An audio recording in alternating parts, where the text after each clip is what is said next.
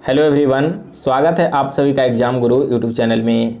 दोस्तों, अगर आपका भी सपना इंडियन एयरफोर्स को ज्वाइन करने का है तो यह वीडियो आपके लिए काफ़ी हेल्पफुल साबित होगी, क्योंकि इस वीडियो में मैं आपको बताने वाला हूं कि कैसे आप इंडियन एयरफोर्स को ज्वाइन कर सकते हो।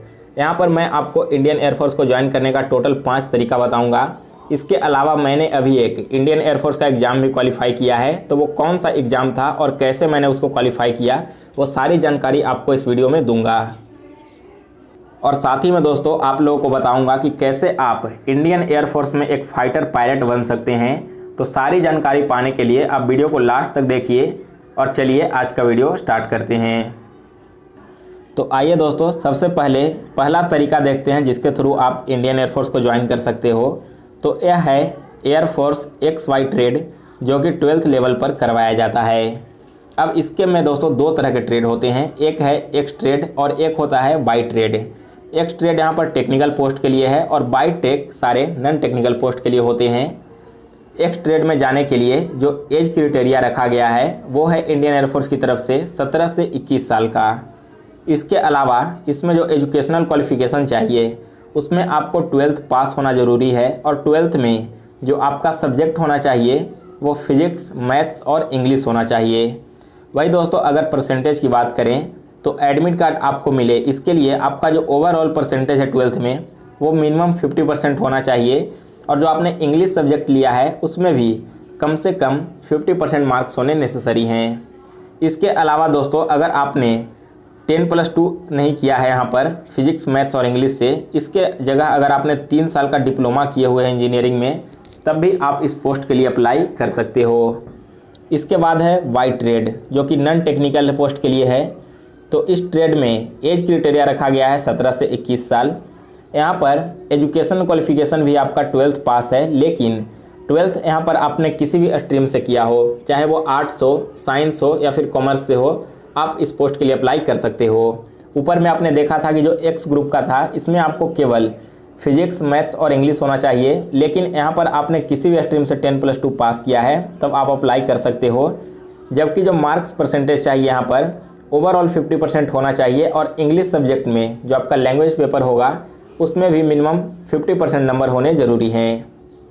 यहाँ पर दोस्तों ये जो दोनों पोस्ट हैं एक्स और वाई ग्रुप, इसका एग्ज़ाम साल में 2 बार करवाया जाता है। पहला एग्ज़ाम आपका होता है मार्च के महीने में और दूसरा एग्ज़ाम सितंबर के महीने में करवाया जाता है। इसमें सबसे पहले आपको स्टेज 1 में रिटन टेस्ट देना होता है। इसके बाद आपका फेज़ 2 होता है जिसमें आपकी रनिंग होती है, फिजिकल फिटनेस टेस्ट होता है और इंटरव्यू और ग्रुप डिस्कशन करवाया जाता है। इन दोनों प्रक्रिया से गुजरने के बाद आपका फाइनल मेरिट लिस्ट बनता है, जो कि आपके रिटन टेस्ट के आधार पर बनाया जाता है। तो आपने यहाँ पर एक्स और वाई ट्रेड कैसे ज्वाइन करना है पूरी जानकारी आपको मिल गई होगी। चलिए अब आगे बढ़ते हैं सेकंड मेथड की ओर।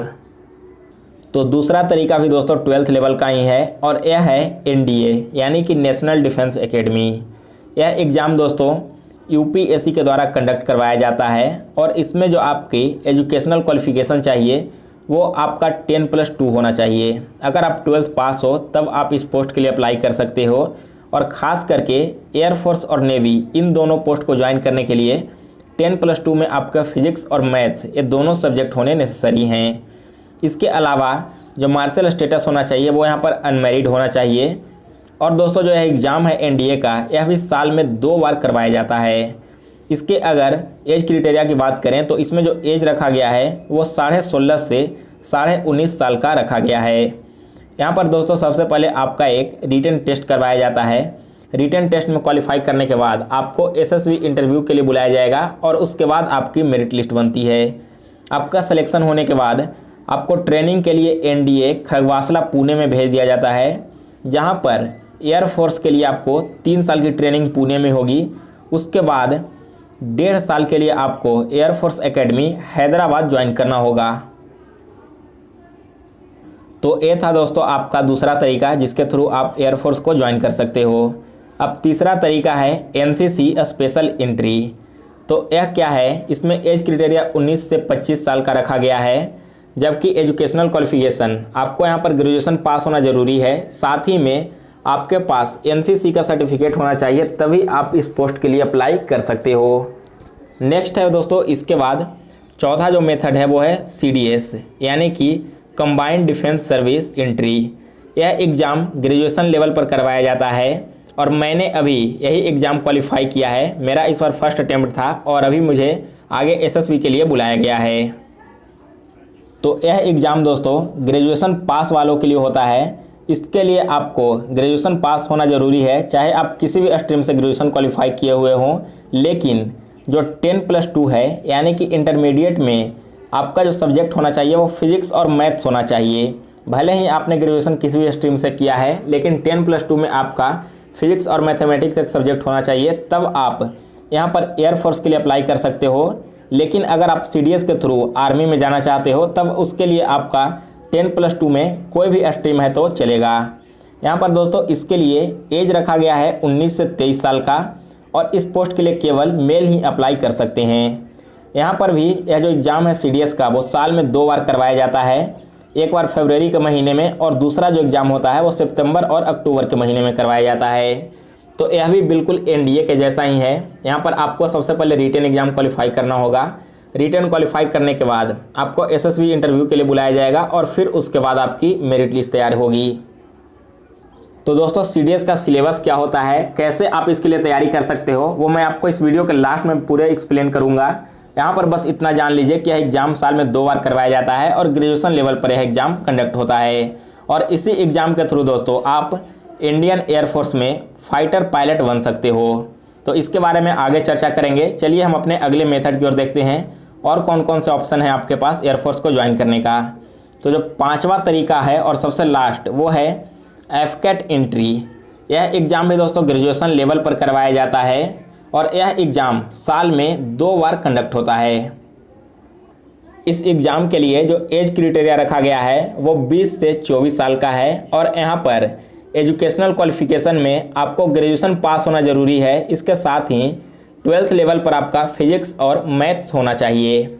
यहाँ पर भी बहुत सारे पोस्ट आते हैं, तो अलग अलग पोस्ट के लिए आपको ग्रेजुएशन में अलग अलग सब्जेक्ट चाहिए। वो जब आप ऑफिशियल नोटिफिकेशन पढ़ोगे तो आपको पूरी जानकारी वहाँ पर मिल जाएगी। एक खास बात है दोस्तों इस भर्ती की कि इस पोस्ट के लिए यानी कि जो FCAT एंट्री की जो एग्ज़ाम होती है इसमें मेल और फीमेल दोनों कैटेगरी के लोग अप्लाई कर सकते हैं और इसके थ्रू भी आप इंडियन एयरफोर्स में फाइटर पायलट बन सकते हो। तो यही दोस्तों वो 5 तरीके थे जिसके थ्रू आप इंडियन एयरफोर्स को ज्वाइन कर सकते हो। अब चलिए लास्ट में बात करते हैं कि CDS का एग्ज़ाम किस प्रकार से होता है, इसमें कौन कौन सा सब्जेक्ट पूछे जाते हैं और इसका जो कट ऑफ जाता है वो कैसा रहता है। तो देखिए CDS का एग्ज़ाम साल में 2 बार कंडक्ट करवाया जाता है।